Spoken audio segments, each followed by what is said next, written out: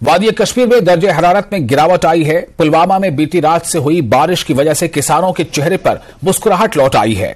मेवा के काश्तकारों का कहना है कि बारिश और दर्जे हरारत में गिरावट सेब की फसल के लिए मुफीद है। पिछले 2 महीने से बारिश न होने से वादी में खुश्क साली जैसी सूरत हाल पैदा हो गई थी। मेवा के किसानों को मुश्किलात का सामना था। हमारे नुमाइंदे बिलाल अहमद खान ने बागबानी के अहदेदार मोहम्मद शफी से मौसम में आई तब्दीली से मुतालिक बातचीत की।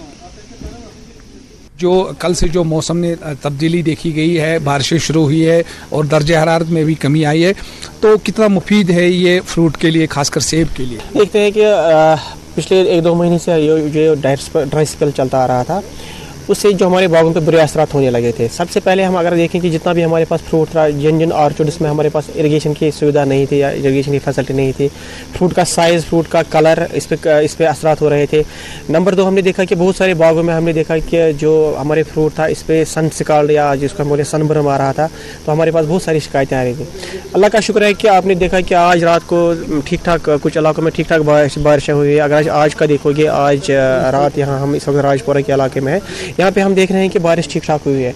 तो इससे क्या फ़ायदा हमें मिले, जहाँ पे अभी हमने फ्रूट हार्वेस्ट नहीं किया है, तो माशाल्लाह अब जो कलर का इशू था, वो कलर का इशू अब ठीक हो जाएगा।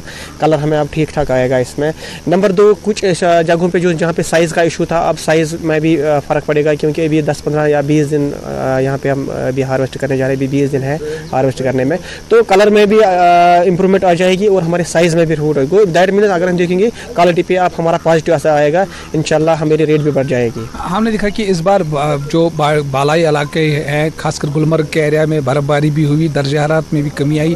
क्या उस दर्जे हरारत पे कोई मनफी असरात तो नहीं पड़ेंगे या फ्रूट पर? नहीं, देखिए, जहाँ तक अगर हम देखेंगे, अगर आप देखोगे जो पेस्ट कम्प्लेक्स था हमारा, चाहे जितने भी पेस्ट है, एफिड है, लीफ माइनर था, अभी अगर इसका एक और साइकिल आने लगा था, तो जैसे ही ये टेम्परेचर अप डाउन होगा, जैसे बालाई इलाकों में बर्फबारी हुई, उससे जो हमारा पेस्ट कम्प्लेक्स है वो अब यहाँ पे इसको भी रोकथाम होगी। अब स्प्रे करने की जरूरत नहीं पड़ेगी।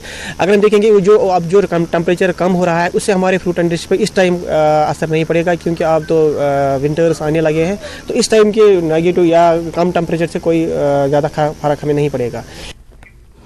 और